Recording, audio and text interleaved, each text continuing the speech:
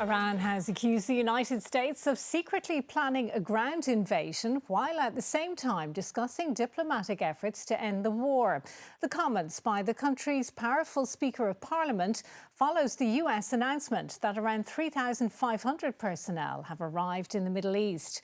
Further airstrikes were reported across the region today, including in Iran's capital, Tehran, and southern Israel.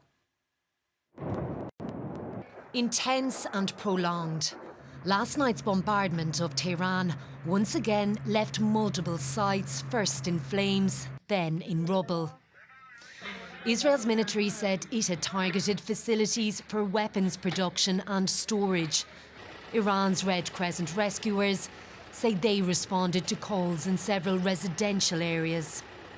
The war, now in its fifth week, continues to devastate, with Iran retaliating with strikes on a chemical plant in Israel today, plus several other sites across the region.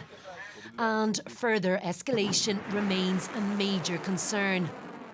Iran's Parliament Speaker Mohammad Ghalibaf today accused the US of secretly planning a ground invasion, while at the same time talking of negotiations.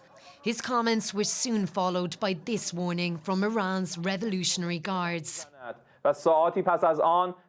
Aggression and occupation will not result in anything other than humiliating captivity and dismemberment and disappearance of the aggressors, and American commanders and soldiers will become food for the sharks of the Persian Gulf.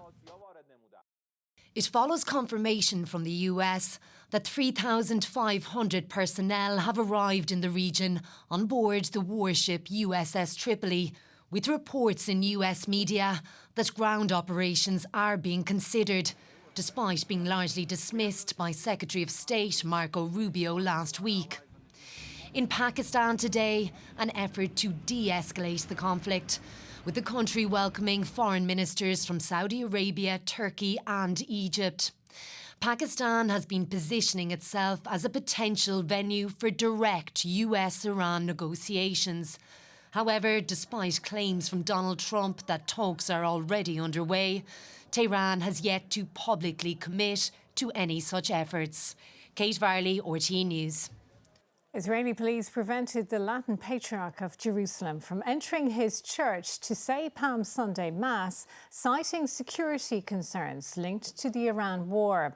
The Prime Minister's office said Tehran had targeted religious sites in recent days, but that Christians would be allowed to worship at the church in the coming days. The Church of the Holy Sepulchre is built on the site where Christians believe Jesus was crucified. Traditionally, on Palm Sunday, the Latin Patriarch of Jerusalem leads a large procession into the church before Mass.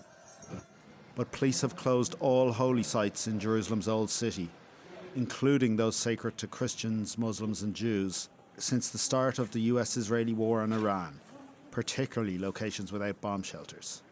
The large celebrations and procession had been cancelled, but the Patriarch, Cardinal Pizzaballa, and another priest tried to enter the church quietly when they were stopped by officers.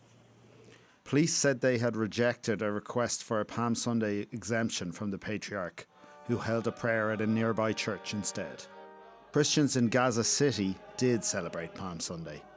We take the occasion to pray for all our departed, without distinction, Christian and Muslim, who died during this horrible war.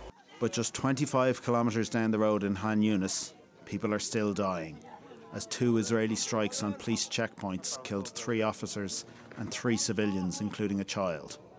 Almost 700 Palestinians have now been killed since the ceasefire began in October, and more than 75,000 lives have been lost in Gaza since the October 2023 Hamas attacks. Fargo Gallagher, RTÉ News.